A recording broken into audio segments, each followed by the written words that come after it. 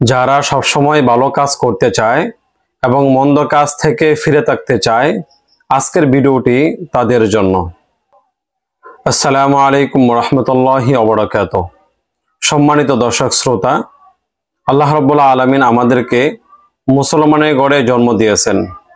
আর মুসলমান হিসাবে আমরা কখনো ইবাদত করি, আবার কখনো শয়তানের ধোঁকায় পড়ে অনেক সময় গুনাহ করে ফেলি।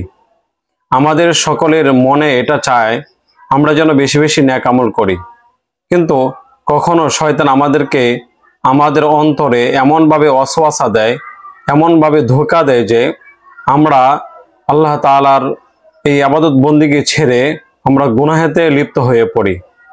এজন্য আমি আজকে আপনাদের জন্য হাদিস থেকে এমন একটি দোয়া শিখাবো, যে দোয়া নবী আলাইহিস সালাম আমাদেরকে শিখিয়ে গিয়েছেন। এই দোয়া পড়ার মাধ্যমে আপনি বেশি বেশি ভালো কাজ করার তৌফিক আল্লাহ তাআলার কাছে চাইতে পারবেন এবং মন্দ কাজ থেকে আল্লাহ রাব্বুল আলামিনের কাছে পানাহ চাইতে পারবেন। নবী আলাইহিস সালাম বলেন, এই দোয়াটি আমি যে তোমাদেরকে বলতেছি বিষয়টা এমন নয়, বরং আল্লাহ রাব্বুল আলামিন স্বয়ং আমাকে এই দোয়াটি শিখিয়েছেন। আমরা যখন নামাজ পড়ব, নামাজের পরে এই দোয়াটি কমপক্ষে 3 বার অথবা 5 বার পাঠ করব, তাহলে আল্লাহ রাব্বুল আলামিন আমাদেরকে ভালো কাজ করার তৌফিক দিবে এবং মন্দ কাজ থেকে ফিরে থাকার তৌফিক দান করবে। দোয়াটি হচ্ছে, আল্লাহুম্মা ইন্নী আসআলুকা ফিআলাল খায়রাত ওয়া তারকাল মুনকারাত।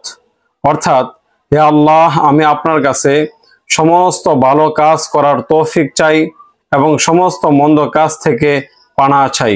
অর্থাৎ, তুমি আমাকে সমস্ত ভালো কাজ করার তৌফিক দান করো এবং সমস্ত মন্দ কাজ থেকে বেঁচে থাকার তৌফিক দান করো।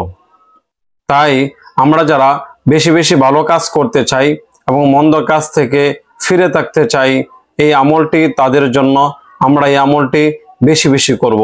আল্লাহ তাআলা আমাদেরকে বেশি বেশি ভালো কাজ করার তৌফিক দান করেন এবং আল্লাহ তাআলা যেন আমাদেরকে সমস্ত গুনাহ, সমস্ত অপরাধ থেকে ফিরে থাকার তৌফিক দান করেন। আমিন।